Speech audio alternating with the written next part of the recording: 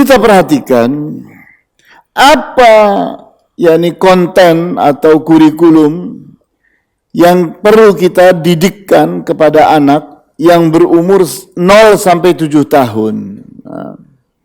Nah, dari 0 sampai 1 tahun, seringkali kita tidak bisa berbuat apa-apa karena dia itu masih belum bisa berkomunikasi. Tapi kalau sudah mulai 1 tahun, biasanya anak sudah mulai bisa berbicara dan seterusnya. Nah, dari umur 1 sampai dengan 7 tahun, mulailah anak itu menghafalkan Al-Quran dengan cara sima'i, dengan cara mendengar terus-menerus. Alangkah bermanfaatnya misalnya kalau anak itu kita beri headset yang berisikan 1 juz Al-Quran. Jadi yakni kita bagi Al-Quran menjadi 30 juz, 1 juz kita pasang di headsetnya. Maka yakni sehari-hari main dengan 1 juz sampai lidahnya meniru-niru apa yang didengarnya, sampai dia betul-betul hafal. Setelah hafal, kita ganti 1 juz yang lain. Terus, itu sangat bermanfaat sekali. Para sahabat itu, mereka menghafal bukan dengan cara membaca. Tidak ada. Di mana para sahabat itu tidak punya mushaf, tidak punya Al-Quran. Yang punya Al-Quran itu hanya Rasulullah SAW. Di mana Al-Quran berbentuk tulang-tulang, batu-batu, pelepah korma, kulit. Tulisannya seperti itu, diikat-ikat, disimpan di rumah Rasulullah sallallahu alaihi wasallam. Nah, sedangkan para sahabat, kalau mereka itu tidak belajar dengan telinga, tidak menghafal dengan telinga, tidak punya Al-Quran.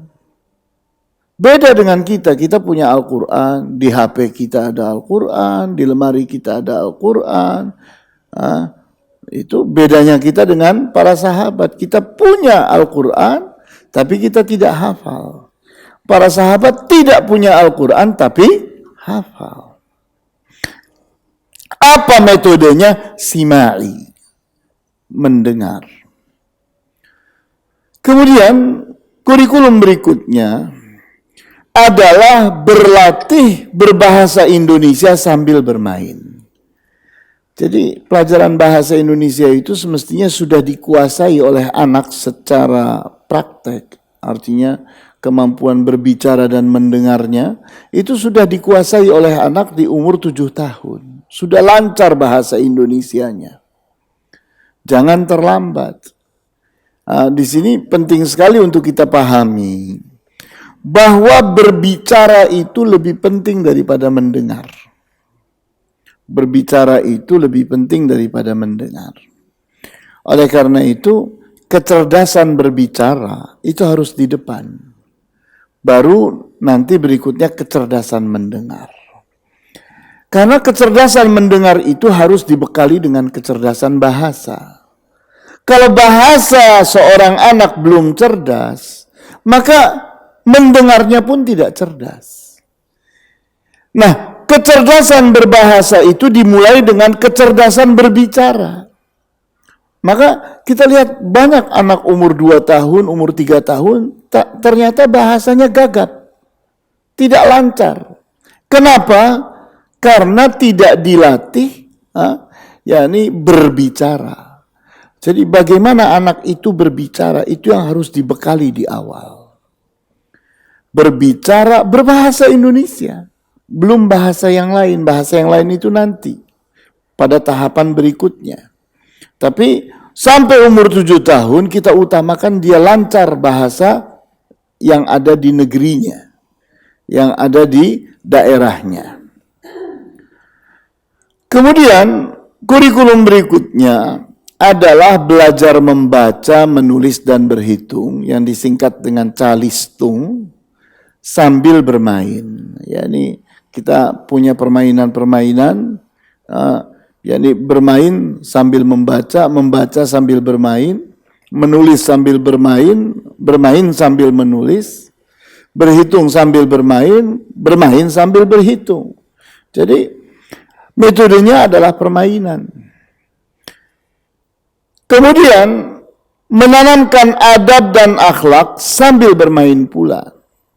Jadi kita ajari anak itu adab, tata krama, sopan santun, akhlak. Yani kita ajarkan itu pun sambil bermain.